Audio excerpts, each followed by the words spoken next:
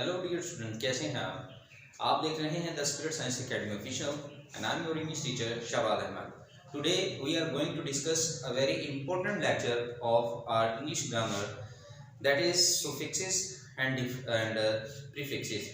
In this lecture we will know what is the main difference between the prefixes and suffixes, और इसको हम देखेंगे कि prefix और सुफिक्स में फ़र्क क्या होता है। और इसके साथ साथ याद रखें, इसमें हम ये भी फ़र्क जो है वो वाज़ह करेंगे कि क्या इंग्लिश सीखने के लिए इन चीज़ों का सीखना ज़रूरी है। The answer is yes, absolutely yes. यानी इसको अगर आप सीखेंगे तो इससे आपकी वोकैबुलरी बिल्डिंग हो जाएगी और आपको वर्ड से न्यू वर्ड्स बनाने का तरीका भी पता चल जाएगा। और ये एक ऐसी चीज़ है जो उर्दू ग्रामर के अंदर भी यूज़ की जाती है और इंग्लिश के अंदर भी ये सेम टू सेम चलती है। और वीडियो को लेक्चर स्टार्ट करने से पहले, वीडियो को शुरू करने से पहले आप सबसे रिक्वेस्ट है कि अगर आपने अभी तक हमारा चैनल सब्सक्राइब नहीं किया तो जल्दी से चैनल को सब्सक्राइब करें, साथ दिए गए बेल आइकन पे क्लिक करें ताकि न्यू वीडियो का नोटिफिकेशन आपको मिले। और इस वीडियो को अपने दोस्तों के साथ व्हाट्सएप ग्रुप्स के अंदर, फेसबुक ग्रुप्स के अंदर और अपने और भी जो दीगर प्लेटफॉर्म्स हैं जैसे टिकटॉक है और भी काफ़ी प्लेटफॉर्म है, वहाँ भी इसको शेयर भी करें ताकि आपके साथ साथ जो दूसरे लोग हैं जो इंग्लिश सीखना चाहते हैं वो भी इससे फ़ायदा उठा सकें। Let's start our today's lecture. सबसे पहले हम देखेंगे कि प्रीफिक्स किसको कहते हैं। देखिए, इसके नाम से ही वाज़ह हो रहा है प्रीफिक्स, यानी कि किसी वर्ड के शुरू में कुछ हम लगाएंगे। प्रीफिक्स जैसे आपने देखा होगा कि जैसे ही 8th क्लास के एग्जाम एंड हो जाते हैं तो बच्चों को प्री 9 की जो है वो तैयारी करवाना हम शुरू कर देते हैं, जिसको हम प्री 9 क्लास बोलते हैं। यानी वो भी 9 में पूरे हुए नहीं होते लेकिन हम उनको करवाने शुरू कर देते हैं, यानी उनको एडवांस किसी चीज़ की तैयारी शुरू करवा देना, पहले से, मतलब पहले से कुछ चीज़ शुरू करवा देना। अब आप देखें यहाँ पे हमारे पास इसकी डेफिनेशन भी लिखी है, इसकी डेफिनेशन भी देखते हैं। तो a prefix is a letter, ये एक लफ्ज़ हो सकता है और ग्रुप ऑफ लेटर्स, या ये ग्रुप ऑफ लेटर्स भी हो सकता है।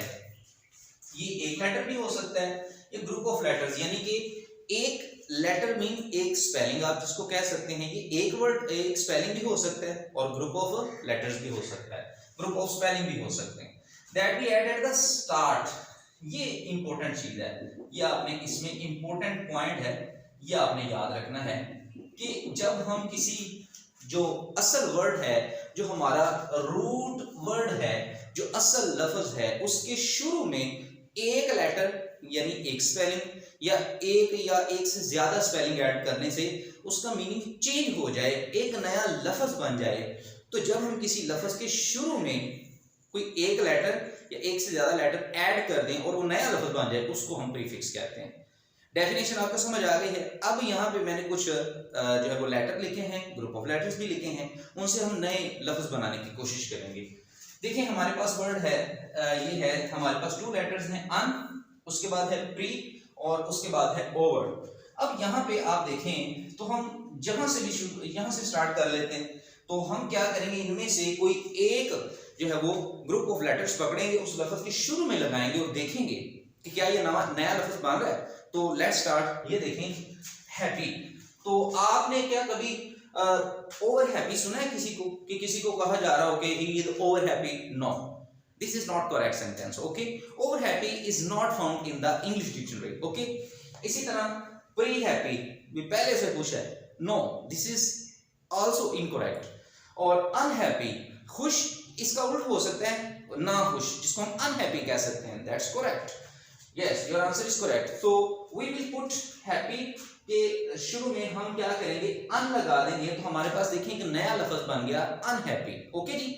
इसी तरह नेक्स्ट हमारे पास लफ्ज है जी डन। डन का मतलब है जब कोई चीज पूरी हो जाए, जब हम कोई काम पूरा कर लें तो हम कहते हैं कि दिस वर्क इज डन, ये काम पूरा हो गया है। अब देखें ओवर डन हो सकता है, नहीं होता, होता ही नहीं है। प्री डन भी नहीं होता, तो अनडन वर्ड होता है, तो हम यहाँ पे अगेन UN लगा के, ये जो हमारा रूट वर्ड है डन, जो हमारा असल लफ्ज है, उससे पहले हमने 2 जो है वो लेटर्स लगाए हैं अन, तो उसका मतलब हुआ है अनडन का मतलब है इनकम्प्लीट काम, जिसको अमूमन ना अनकम्प्लीट भी लोग बोलते हैं, गलत होता है, इनकम्प्लीट होता है।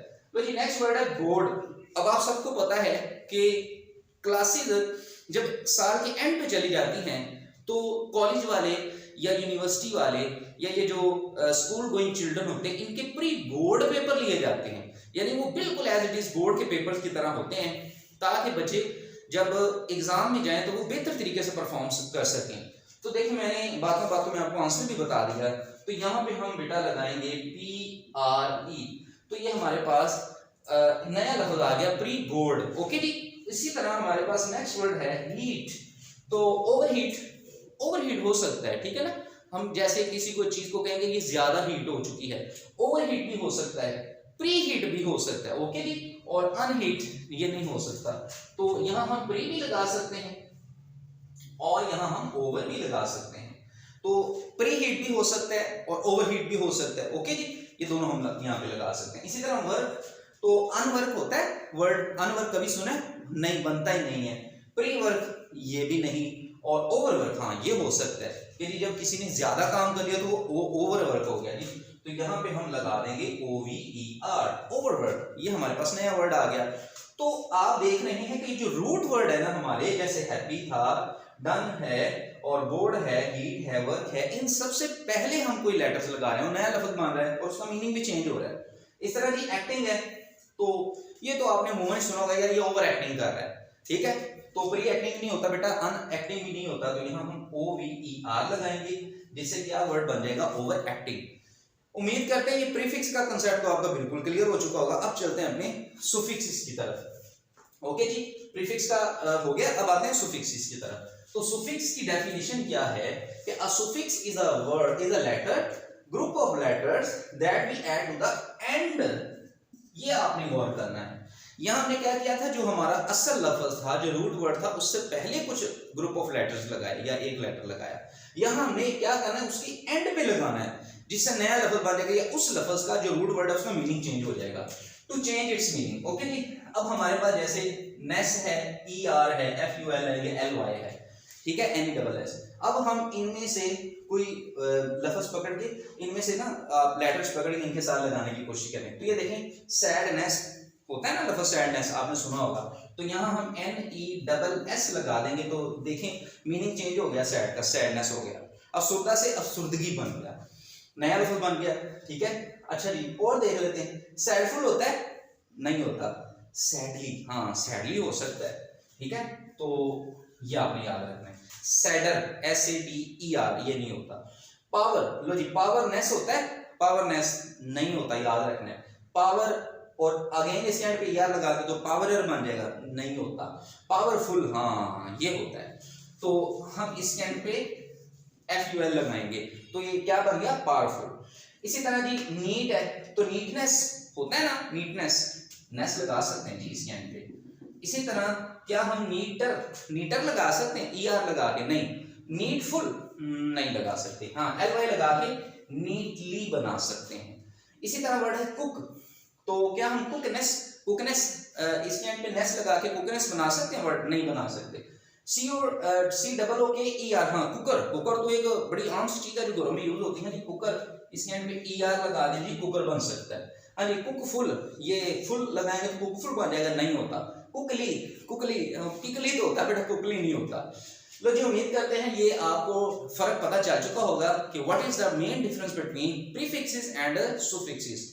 So before ending this lecture, it's requested to you, please kindly share this lesson to other your friends and family or other in groups, WhatsApp groups or other social media platform. And before leaving this lecture, please subscribe our channel. So we will meet in the next lesson. Till then, take care. Allah Hafiz.